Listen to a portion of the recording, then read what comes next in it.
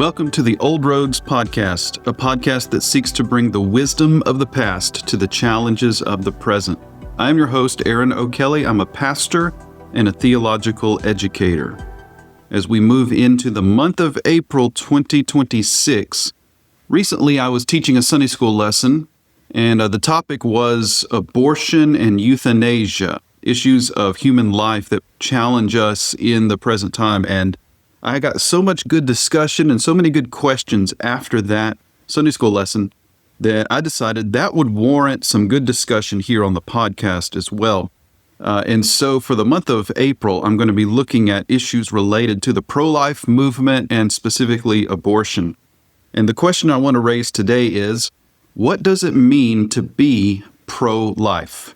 The term pro-life arose in the 1960s and 70s as the debate about abortion policy in the United States became very heated, and it was opposed by an ideology that was called pro-choice.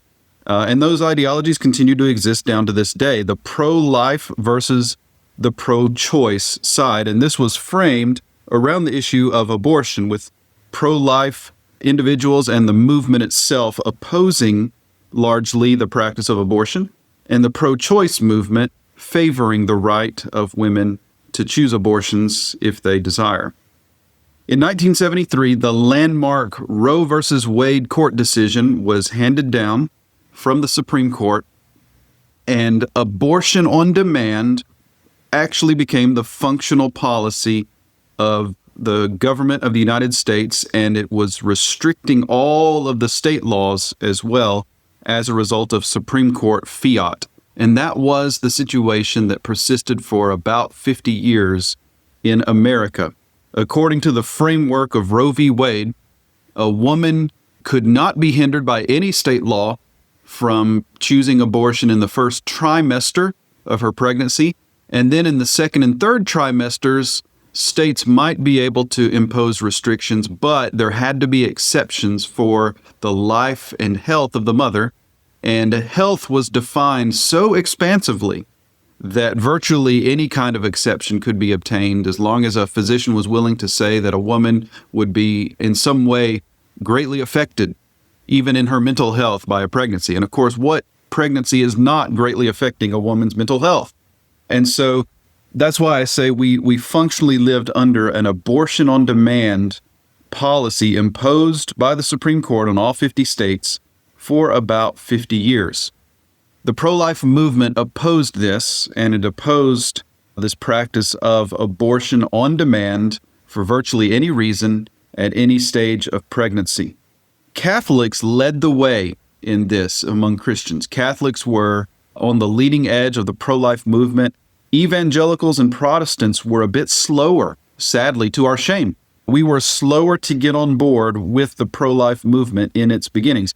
Francis Schaeffer was one of our leading lights in the 1970s, and Schaeffer was one of the ones primarily responsible for getting evangelicals to care more about this issue and to form greater convictions on this issue. But on the whole, Catholics were farther ahead of us here.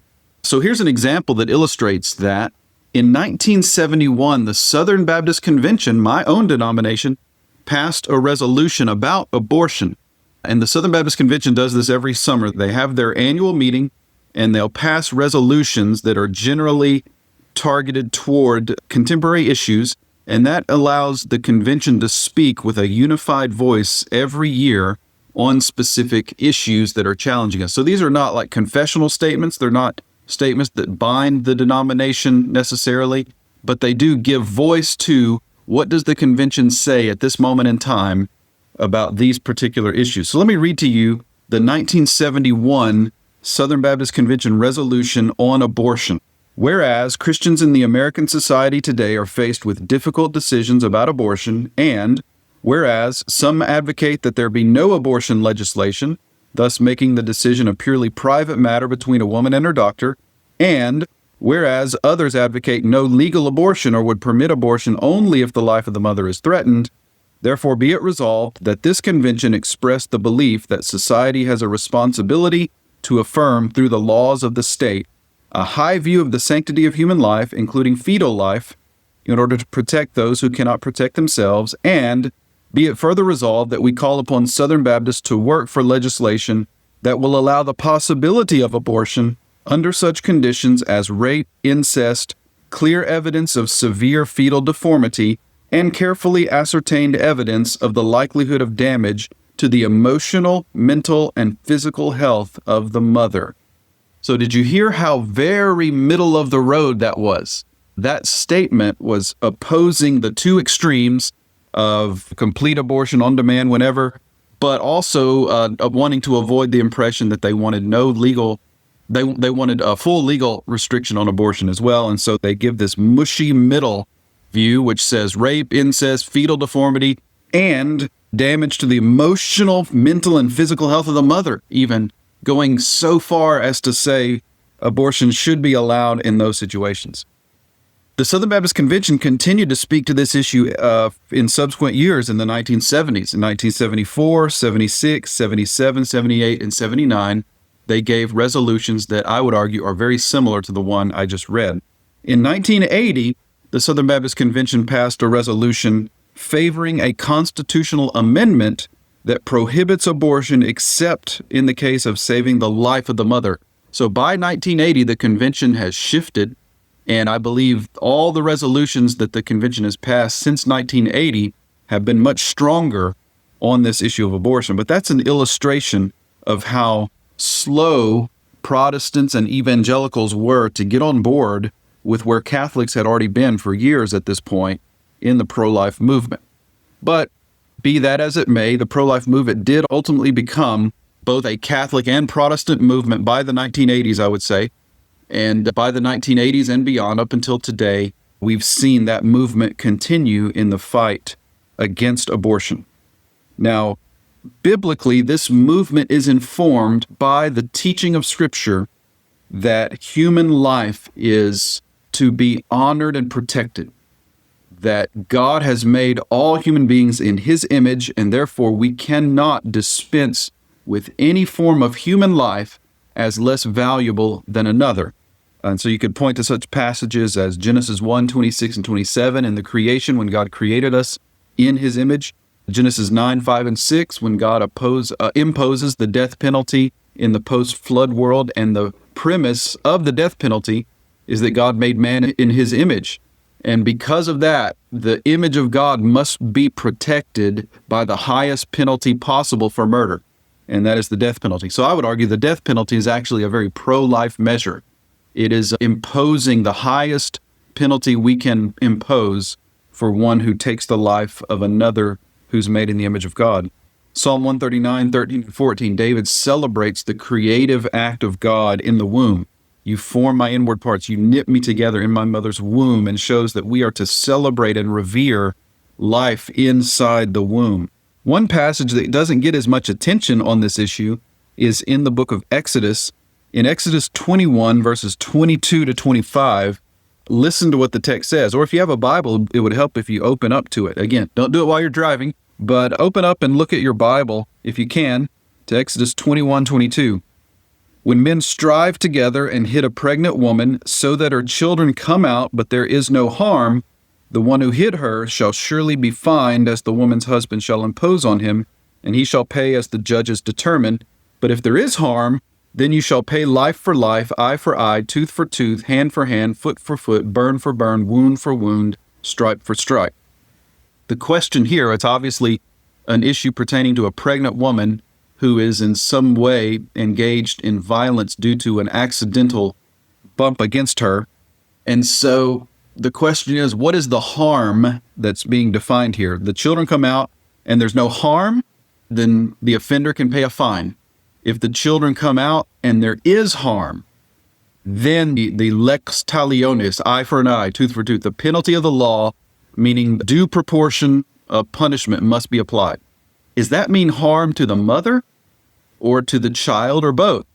Some have argued that only refers to the mother. And so the scenario would be a pregnant woman is hit, her child comes out, it's a miscarriage, but she herself is not injured, then it's just a fine. So in that reading, the unborn child who dies as a result of this injury is not considered in the eyes of the law to have the same status as a full human being. So if the harm is only limited to the mother, her body, then on that reading, then it's saying that the child is not being recognized under the law as fully human. But is that the best reading of this text? I don't think it is, because if you look at the Hebrew, when it says her children come out, the verb that is used there in the Hebrew for come out is a verb that is used several times in the Hebrew Bible, the Old Testament, to refer to live childbirth, and it is never used of miscarriage. There are other passages where miscarriage is mentioned and another term is used to refer to miscarriage, but here, this is a term that is clearly used to refer to live birth. So I think the harm is primarily referring to the child. If a woman gives birth prematurely as a result of reckless behavior of men, and the child comes out, but he's okay, then there can be a fine, but there doesn't have to be any penalty. However, if the child is harmed, let's say the child is injured or the child is born dead as a result of this injury to the mother, then you impose the lex talionis. And so on that reading, which I think is the clearly superior reading based on the Hebrew, this is an indication that the Old Testament law regards unborn children as fully human in the eyes of the law that God gave Moses, and that should inform then the principles by which we evaluate unborn children today as well. Now, few people anymore will dispute that an unborn child is alive. Sometimes may have heard the debate, is that alive? Is it a living human being inside the womb of the mother, or is it something more like a clump of tissue? Because of scientific advances and because of what we understand of what the unborn child is today, because we know the unborn child has its own DNA inside the mother's womb, and it is clearly a biological entity that's metabolizing and growing and so forth, few people can actually debate that question anymore. James Tallarico, who, by the way, is a Senate candidate in Texas for the Democrat Party, and he is very, very, very pro-choice. It is hard to find an issue he seems more excited about than abortion. Maybe transing kids would be a close second, but it is utterly remarkable that the Democrat Party wants to nominate this man in Texas, of all states, to run for the U.S. Senate. Well, we'll see how that turns out in the election in November. But anyway, James Tallarico, who is gung-ho about abortion, he loves it. He preaches about it. He even compared the story of Mary in the announcement of Jesus to her, the announcement of her pregnancy with the Messiah. He compared that to the issue of abortion, saying Mary was given a choice at that moment, and therefore God honors the choice of women. Just perverse theology across the board. James Tallarico has been quoted as saying this about abortion: the disagreement about the legality of abortion is not a disagreement about life. It's a disagreement about personhood. No one disagrees that an embryo is biologically alive. So did you hear that? No one disagrees the embryo is biologically alive. We can all agree with that. Now we have to ask, what is it that's alive? Is it human? What else would it be? As Marco Rubio once said, is it a cat? No, it's a human, and it's a living human. You can't argue that it's some other species, right? You can't look at the DNA of an unborn child and say that's not human. It's got human DNA. That DNA is not going to change for the rest of its life. So human, alive. And so the question is on its personhood. So someone like James Tallarico would seem to acknowledge this is a living human, but not a person. So he has a category for a living human that is not a person. Does that sound familiar? Does that sound like something maybe they would have been saying in the 1930s and 40s in Germany? Does it sound like something they might have been saying, say, in the antebellum South? Do you see where this logic leads us? If you say this is a living human, but not a person, this living human can be devalued so that he or she doesn't have the same level of protection as others whom we know are persons. You see how terribly reckless and dangerous that ideology is. If we have a category for a living human but not person, how are we going to limit the way we define that? somehow we're going to have to make personhood dependent on functionality, something you can do. If personhood is tied to your ability to reason or to speak or to interact or something like that, then there's no end to the death you will unleash. What about an elderly person who has severe dementia and can no longer speak, reason, or communicate? Is that person now no longer a person? Is that living human being now just a clump of tissue that we can eliminate? You can see the dangerous road that James Tallarico's rhetoric is going to lead to if we were to adopt that as a society. And that's what the secularist agenda pushes us to believe. And so the goal of the pro-life movement has always been to counter that kind of godless, satanic thinking. Our goal has always been to defend human beings from legal murder. That's the goal of the pro-life movement. And I want to make sure that remains the goal of the pro-life movement. I can recall, and this happens every so often, really it happens, I think, every election cycle. Whenever there's a Democrat who is nominated for high office, let's say the presidential race is coming, and Christians want to support that Democrat, at least some, typically left-leaning Christians want to support that Democrat candidate, they will start trying to argue that being pro-life means something other than opposing legal murder. So I think back to 2008, and I saw some blog posts and essays from various left-leaning Christians saying that supporting Barack Obama in 2008 was actually the pro-life way to go. And here's how the argument went. Barack Obama favors welfare policies that will help people. So he favors healthcare policies that will extend medical care to more people. That's pro-life. He favors other welfare support policies that will enable people to have more of the nutrition that they need. So that's pro-life. He favors immigration policies that welcome more people into our country. So that's pro-life. And that's how the argument goes. If we can make pro-life mean, well, favor these social policies that can extend welfare benefits to more people and that can bring more immigrants into our country, then that is what it means to be pro-life. That's a co-opting of the term pro-life. The moral principle that has defined the movement from the beginning, the pro-life movement, is the issue of legal murder. We don't want murder to be legal, and we oppose it. That's it. It's not about health care.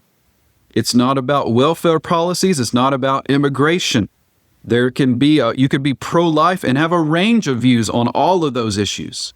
And if the pro-life movement allows itself to be distracted by those issues, it will fracture and it will unravel and it will fail to fulfill the purpose for which it started. And so I strongly oppose any attempt to co-opt the term pro-life to mean anything other than ending and opposing legal murder. If we allow anything else to pull us away from that focus, then we are allowing issues where there are clearly different convictions and there are all kinds of different policies we might hold for healthcare, for welfare, and so forth. We're allowing those things to distract and destroy what the pro-life movement is actually about. And so, if we want to be morally clear about where the political parties stand today on the issues of life, the Democrat Party is as anti-life as it has ever been. The Democrat Party is so sold out on the issue of abortion that the main leaders of the party will not allow for any exceptions whatsoever. When was the last time you heard a leading Democrat advocate for any restriction whatsoever on abortion? Can you think of one? I can't. I honestly can't. I do remember the days in the 90s when Bill Clinton said abortion should be safe, legal, and rare, and that was his way of trying to appeal to the middle. Whether he actually governed that way or not, he was trying to speak that way. Well, Democrats don't even speak that way today. Barack Obama changed the landscape of the Democrat Party to the point where it is very fair to say abortion is their sacrament. You cannot, listen to me, you cannot be pro-life and vote for Democrats. It is simply incompatible, morally speaking. If you want to be pro-life, you need to write off the Democrat Party in its current form and never support that party ever again until they radically change on this issue. I want to be extremely clear on this point. You cannot be pro-life and support a Democrat. today in 2026. Now, does that mean Republicans are great on this issue? No, it doesn't. Republicans lately have not been that great. There have been some strong gains made in recent years on the pro-life issue, and I'll talk about those shortly in future lessons, but future podcasts. But Republicans at this moment are not fighting this fight, and I think they're not fighting it because they see it as politically toxic. They think we're at a point where we've reached a settlement, and therefore to bring up the issue is to make themselves vulnerable. And so for the most part, Republicans are dodging the issue and letting it sit where it is. They're not seeking to build on the gains that we have made. Now, any given Republican may be better than another, but on the whole, I'm very disappointed with the Republican Party as well, where we stand at this moment. But I do know this, I do not want Democrats in power on this issue, or really on any issue, because their ideology is absolutely godless on the issue of human life. And so that's where things stand now in terms of the politics and the culture. And so it'd be important for us to understand what the pro-life movement, not only what its goal is to end legal murder, but how it has operated in that for the last several decades. Heath Lambert, one of my seminary colleagues from our student days, he had a podcast on June 27th, 2022, where he gave a helpful overview of what the pro-life movement actually does. And here's a quote from Heath. "The pro-life movement is a very sophisticated movement. When you think about it, it's a multi-pronged effort to end abortion. It's not just one thing, it's several things." And then he lists 6 different prongs of the movement. Number 1 is intellectual leadership. So writing books, putting out articles, think tanks, putting out policy ideas, podcasts, and so forth. So there's the intellectual side. Number 2, crisis pregnancy centers, those ministries that are helping women choose life and offering support to women who are choosing to give birth to their children, and offering support to women who have already chosen abortion in hopes of helping them find redemption. Preaching the gospel, what a wonderful ministry crisis pregnancy centers are in America today. Number 3, promotion of adoption, so that women who want to give birth to their children and want to give them a better home than they can offer are able to do that. Number 4, protest and persuasion. There have been a number of peaceful protests, yes, that's important, peaceful protests at abortion clinics where women are persuaded by the protesters to change course. That happens as a result of winsome and peaceful protest at these abortion clinics. Number 5, supporting legislation that would reduce abortions. This is the legal sphere, looking for new laws, passing new laws that can help in the fight against abortion. And then number 6, influence on appointment of judges and amendments to constitutions. That's the other prong of the legal fight. And that's been immensely important in the pro-life movement. So Heath summarizes by saying those are 6 different prongs, 6 different manifestations of a very sophisticated pro-life movement that has had a lot of wins over the decades. It hasn't solved the complete problem of abortion in this country, but there's been a lot of wins. And I would echo that and say that we should be thankful for the wins. We should be thankful for the pro-life movement and all that it has done and continues to do in the fight to end legal murder. Let's keep this movement going, and let's stay focused on what it has always been about, protecting innocent human life, ending legal murder. That's what the pro-life movement is about. Anything else is an attempt to dilute its mission and fracture this coalition so that it becomes ineffective. Don't let that happen. Stay focused on what the issue is about. If you've benefited from this podcast, would you consider subscribing on your favorite app? Leave us a review, and 5 stars would be very helpful to help others find us as well. And most importantly, share this with a friend. If you know a particular episode that could speak to an issue your friend is facing, send it to him or her and help the podcast advance that way.